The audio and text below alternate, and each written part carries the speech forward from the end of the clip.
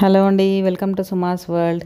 So ఈ వీడియోలో నేను ఏం చెప్పబోతున్నా అంటే, ఒక బ్యాచులర్ కనుక ఒక రూమ్లో ఉంటే సింగిల్ పాట్ మిల్ ఒక ఎలక్ట్రిక్ రైస్ కుక్కర్ యూస్ చేసుకొని ఎట్లా అయితే వండుకోవచ్చు ఒక బిర్యానీ అన్నది ఈజీగా మీ పిల్లలకి కావాల్సినట్టు లేకపోతే మీకు కావాల్సినట్టు చెప్తానమాట. సో డెఫినెట్గా అయితే ఫాలో అయ్యి వాళ్ళకి చెప్పండి. ఇంక ఈరోజు ఎర్లీ మార్నింగ్ అయితే లేవగానే కొంచెం బాల్కనీలోకి వస్తే మంచి క్లైమేట్ అండి, చాలా బాగుంది, చక్కగా మంచిగా గాలి వేస్తుంది. సో ఎండలు అవి లేవు కదా, అలానే వర్షాలు కూడా పెద్దగా పడట్లేదు. ఈవేళ అయితే సోయా చంక్స్ తోటి నేను బిర్యానీ చేస్తున్నాను అనమాట అండి. పాపకు కూడా బాక్స్ పెట్టాలి. సోయా మనకు తెలిసిందే చాలా మంచిది హెల్త్కి కూడాను. సో సోయా చంక్స్ని ఏం చేస్తారంటే ఫస్ట్ హాట్ వాటర్లో వేసుకోవాలి. నేనైతే హాట్ వాటర్ స్టవ్ మీద పెడుతున్నాను కదా, మీకు గనక స్టవ్ లేదు అంటే రైస్ కుక్కర్లోనే వాటర్లో బాయిల్ చేయండి. ఒక 2 minutes బాయిల్ చేస్తే చాలు. లేదంటే వేడివేడి హాట్ వాటర్లో ఈ సోయా చంక్స్ వేసేసి మూత పెట్టేసి ఒక 2-3 minutes 5 minutes వదిలేయండి, సరిపోతుంది. ఒక చిన్న గ్లాస్ తోటి అయితే బియ్యం తీసుకున్నాను అనమాట. సో ఫస్ట్ అయితే బియ్యం శుభ్రంగా క్లీన్ చేసేసి అవి మళ్ళీ కొంచెం నానబెడుతున్నాను. అది కూడా నానబెట్టినప్పుడు కూడా మీరు ఎన్ని గ్లాసులు అయితే వాటర్ పోస్తున్నారన్న చూసుకోండి. 1:2, 2.5 రేషియో అయితే పోసుకోవచ్చు అనమాట. సో రైస్ కుక్కర్లో గిన్నె పెడుతున్నాను నేను. చిన్న రైస్ కుక్కర్ స్టార్ట్ చేశాను ఫస్ట్. దాంట్లోకి ప్లేట్ అయితే పెట్టకూడదు అనమాట అండి. సో చిన్న రైస్ కుక్కర్ కాదు, నేను కొంచెం ఎక్కువ చేస్తున్నాను. మళ్ళీ కాసేపు ఉన్నాక పెద్ద దాంట్లోకి మార్చాను. ప్రాసెస్ సేమ్ కదా. సో రైస్ కుక్కర్ కొంచెం వామ్లో ఉండకూడదు, కుక్లోకి పెట్టండి కింద. ఆ తర్వాత పచ్చిమిరపకాయలు మీకు చాక్ అది లేదు అంటే కనుక చేత్తో విరుపుకొని 3 ముక్కలు 2 ముక్కలు చేసుకొని పచ్చిమిరపకాయలని ఆయిల్లో వేసేసేయండి. ఆ తర్వాత ఒక 10 రూపీస్ పచ్చిమిరపకాయలు అలా తెస్తే సరిపోతుంది. తర్వాత ఈ మసాలా సామాన్లు కూడా మీకు 10 రూపీస్ ప్యాకెట్స్ ఉంటాయన్నమాట షాప్లో. ఒక డేకి ఒక మీల్కి సరిపోతాయి మీకు అది. సో తెచ్చుకుని స్టోర్ చేసుకోవడం ఇవన్నీ కంటే కూడా అవి తెచ్చుకొని ఒక ప్యాకెట్ ఆ మసాలా సామాన్లు వేసేసుకోండి దాంట్లో పాటును. తర్వాత ఆనియన్ అన్నది క్వైట్ ఆప్షనల్, అంతే, మీకు అవసరం లేకపోతే మానేయచ్చు. ఇక నేను పొయ్యి మీద పెట్టాను కదా, మీరు మాత్రం కావాలంటే హాట్ వాటర్లో మూత పెట్టుకుని వదిలేసుకోండి, సరిపోతుంది అనమాట. ఇది పెద్దగా ఉడికిది ఏం లేదు, జస్ట్ హాట్ వాటర్లో కొంచెం బాయిల్ అయితే చాలు, కొంచెం స్మెల్ అది రాకుండా ఉంటుంది. సో కంప్లీట్గా చల్లారిపోయాక వాటర్ మొత్తం కంప్లీట్గా చల్లారిపోయాక చేత్తో ఇట్లాగా తీసి, మీ దగ్గర ఈ డ్రైనర్స్ అవి ఉండవు కాబట్టి స్క్వీజ్ చేయండి బాగాను.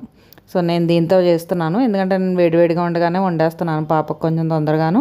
సో హాట్ వాటర్ చల్లారిపోగానే తీసేసి ఇట్లా స్క్వీజ్ చేసేయండి చేతితో, కొంచెం స్క్వీజ్ చేసి పక్కన పెట్టుకుంటే సరిపోతుంది అనమాట. ఆ తర్వాత ఇంక మనం రైస్ కుక్కర్లో ఇవన్నీ వేసుకున్నాను కదా, ఇదిగో నేను పెద్ద కుక్కర్లోకి మార్చాను, కొంచెం ఎక్కువ ఉండమన్నారు మా హస్బెండ్ కూడా టేస్ట్ చేస్తానని. అందుకని ఇంకా అవన్నీ నేను పెద్ద రైస్ కుక్కర్లోకి మార్చాను. చూసారా, మనకు పొయ్యి మీద ఎట్లా అయితే వేడెక్కుతుందో అంత తొందరగా కూడా రైస్ కుక్కర్ వేడెక్కిపోతుందండి. తర్వాత అల్లం వెల్లుల్లిపాయ పేస్ట్ వేసుకోండి. ఇవన్నీ కొంచెం వేగాక, ఎంతోసేపు కాదు, అల్లం మరుగుపట్టాక కొంచెం వేగాక అల్లం వెల్లుల్లిపాయ పేస్ట్ ఒక పక్కకి వేసుకోండి. అల్లం వెల్లుల్లిపాయ పేస్ట్ వేగి కొంచెం పచ్చిదనం పోయాక మీరు సోయా చంక్స్ అవి వేసుకోండి. ఇదిగో నేను అల్లం వెల్లుల్లిపాయ పేస్ట్ ఒక పక్కకు వేపుతున్నాను చూసారా. సోయా చంక్స్లో అయితే ఇంకా కలపలేదనమాట. సో ఇదైతే మధ్య మధ్యలో వామ్లోకి పడిపోతూ ఉంటుంది, మళ్ళీ తీసుకొని కుక్లో పెట్టేసుకుంటూ ఉండండి.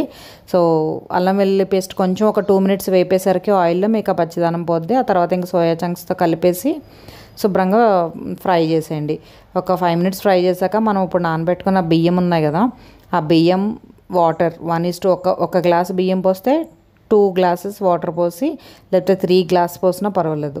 రైస్ కుక్కర్లో వండుతున్నాం కాబట్టి, అదే మామూలు కుక్కర్ అయితే 1.5 పోస్తాం బిర్యానీ రైస్కి. సో 2 glasses 1:2 రేషియోలో బియ్యం నీళ్లు కలిపి సాల్ట్ వేసుకుని, అలాగే మనకి గరం మసాలా పౌడర్ కూడా దొరుకుతుంది బయట, చిన్న చిన్న ప్యాకెట్స్. సో అది తెచ్చుకొని అదొక 1/2 స్పూన్ అట్లా చేతితో 2 చేతులతో తీసుకుని వేసుకుని మూత పెట్టేసుకున్నారంటే వేడివేడిగా బిర్యానీ రెడీ అయిపోద్ది అనమాట. కుక్కలో అయితే ఉందా లేదో చూసుకుంటూ ఉండండి. సో ఇలా మనము హ్యాపీగా ఇంట్లో ఒక single pot meal at least weekly ఒక థ్రైస్ అన్నా మనం ఇంట్లో చేసుకుని తింటే, మన బయట తినే వాళ్ళకి కొంచెం కాకపోతే కొంచెం అన్నా హెల్త్ ఉంటుందండి. లేకపోతే పాపం బయట వాళ్ళు ఏం తింటారో, ఆ మెస్సలు చుట్టూపడి నీట్గా ఉండరు, ఏమీ ఉండరు కదా. అందుకనే నేను మొన్న వెళ్ళినప్పుడు బాబుకు కొంచెం ఈ రైస్ కుక్కర్ ఒకటి కొనిచ్చేసాను అనమాట. సో ఇలా చేసుకోమని చెప్పాను. ప్రస్తుతానికి అయితే ఇంకా తను పప్పు రైస్ పెట్టుకుంటున్నాడు, కానీ ఈ బిర్యానీలో అయితే చేసుకోలేదు. సరే ఈజీగా ఉంటుంది కదా అని నేనైతే, నాకు ఐడియా వచ్చింది, వీడియో అయితే చేసి పెట్టాను అనమాట. ఈలోపు పాపకైతే కొంచెం ఉల్లి చట్నీ కలుపుతున్నాను అండి, పెరుగు పచ్చడి అనమాట. బాక్స్లోకి ఇడ్లీ వేసేసాను, ఇంకా ఎగ్స్ కూడా బాయిల్ చేస్తున్నాను ఒక పక్కకి తనకు బ్రేక్ఫాస్ట్ కింద. మీరు ఇట్లా చేసుకున్నారా? ఇదిగో చూసారా, హాఫ్ అన్ అవర్ కూడా పట్టదండి, అయిపోయింది నాకైతేని. 6 స్టార్ట్ చేశాను, 6:30 అయ్యేసరికి నాకు కంప్లీట్గా రైస్ కూడా అయిపోయిందనమాట. సో ఇలా మూత తీయగానే కొంచెం కదుపుకోండి. ఇప్పుడు మీరు సాల్ట్ కొంచెం చూసుకుని సాల్ట్ తక్కువైంది అని అనుకుంటే కనుక మళ్ళీ సాల్ట్ వేసుకోండి, అంతే, ఇంకేం అక్కర్లేదు. సాల్ట్ వేసుకుని కలిపేసుకుంటే ఆ వేడికి ఆ సాల్ట్ కూడా కరిగిపోతుంది అనమాట. బట్ వామ్లో కొన్ని వచ్చేస్తుంది మధ్యలో, మీరు ఫ్రై చేస్తున్నప్పుడు అది చూసుకుని కుక్లో ఉందో లేదో చూసుకోండి. సేమ్ టైం మనం పొయ్యి మీద పెడితే ఎంత టైం పడుతుందో అంతకంటే తొందరగా అయిపోతుందని చెప్పాలన్నమాట. టేస్ట్ కూడా చాలా బాగా వచ్చిందండి. మీకు ఎక్కడ నార్మల్ కుక్కర్ అయితే కొంచెం మెత్తగా ఉడికిపోతుందేమో రైస్ అని అనిపిస్తుంది. దీంట్లో అయితే కరెక్ట్గా మనం ఎంత వాటర్ ఒక హాఫ్ గ్లాస్ అటు ఇటు పోసినా కానీ మెత్తగా అవ్వకుండా, స్టిక్కీగా అయిపోకుండా పొడి పొడిలాడుతూ వస్తుంది.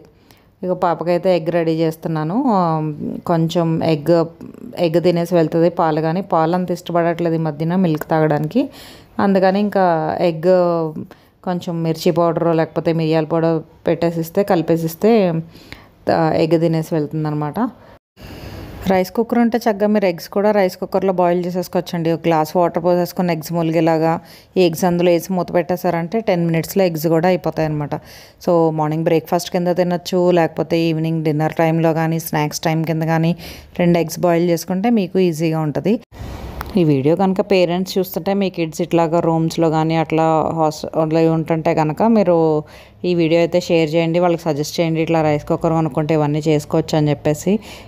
వింటారు, లేకపోతే మనం అయితే ఫోర్స్ చేయలేము కదా ఈసారి పిల్లల్ని, అది కూడాను వాళ్ళ హెల్త్ కోసమే కదండి చెప్పేది. వీక్లో 3-4 టైమ్స్ అన్నా లేకపోతే 2-3 టైమ్స్ అన్నా సరే మీ రూమ్లో మీరు ఇలా ఓన్గా చేసుకుని తింటే బెటర్ అనిపించిందండి. సో ఎందుకు, మీరు మీ ఫ్రెండ్స్ అందరూ ఉంటారు కాబట్టి చక్కగా ఒకరోజు కష్టపడి చేసుకుంటే తినేయచ్చు. తర్వాత ఇది ఇంకా పాపకి నేను కొత్తిమీర పుదీనా కలిపి చట్నీ చేసి పెట్టాను అనమాట. ఇంక ఇడ్లీలోకి ఆ చట్నీ వేసేసి పెడుతున్నానండి. ఇదండి ఈరోజు ముచ్చటైతేనే. మీకేమో వీడియో నచ్చింది అనుకుంటున్నాను. నచ్చితే కనుక ఒక లైక్, షేర్ అండ్ సబ్స్క్రైబ్ మాత్రం చేయడం మర్చిపోకండి. కామెంట్ కూడా చేయడం మర్చిపోకండి. Stay tune to Suma's world. మళ్ళీ కలుసుకునే వరకు సెలవు మరి. Bye bye.